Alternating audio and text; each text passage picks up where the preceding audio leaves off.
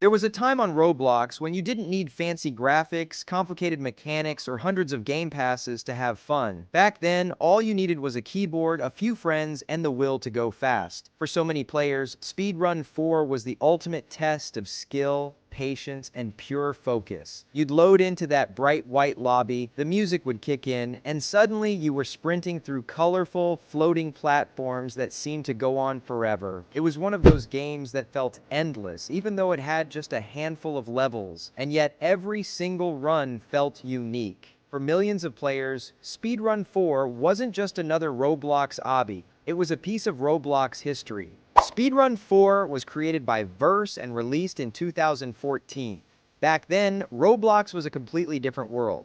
The lighting was simpler, avatars were blockier, and the games relied more on creativity than technology. Speedrun 4 was everything Roblox stood for. Fast-paced fun, easy to understand, but difficult to master. The concept couldn't be simpler. By 2016 and 2017, Speedrun 4 had reached legendary status. Everyone knew it. It was the kind of game you'd show your friends when they first joined Roblox. It wasn't unusual to see dozens of players racing side by side, each one desperately trying not to miss that one jump that would send them falling into the void. At its peak, Speedrun 4 had millions of visits and tens of thousands of players active every day. For a lot of people, it became their go-to game when they didn't know what else to play. And for the developer, Verse, it became their signature creation, cementing their name in Roblox history. But as good as this all sounds, here comes the bad part. Back in 2018 or 2019, the developer started introducing features that had no place in a speedrunning game.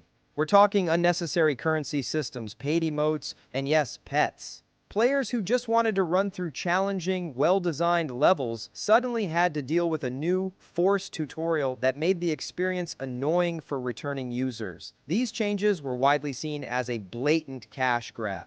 Most of their players in the community complained, saying that it's become a game where you have to pay to unlock main levels or spend hours completing worlds that are genuinely almost impossible.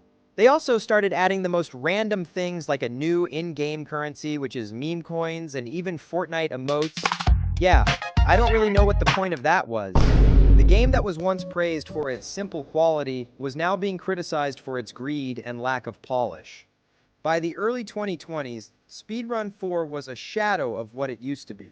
The player count had dropped massively, and most visits came from nostalgic players who just wanted to relive old memories. The game still functions and it's still playable, but it doesn't hold that same magic. The shift toward monetization, especially the introduction of pets and in-game purchases, ended up pushing away the community that made it successful in the first place. Instead of feeling fast and pure, it began to feel messy, commercial, and outdated.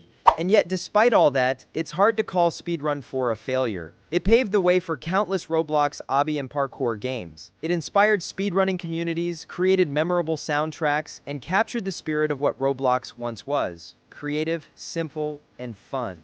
For many players, it will always hold a special place in their memory as the first game that truly made them fall in love with Roblox. Speedrun 4 didn't die overnight. It was slowly overtaken by trends, updates, and changes that tried to modernize something that was never meant to be modernized. In the end, it's a reminder that sometimes less is more, and that not every classic needs to evolve to stay relevant. So the next time you're scrolling through Roblox, take a moment to revisit Speedrun 4. Leave a comment below with some suggestions for more videos like this.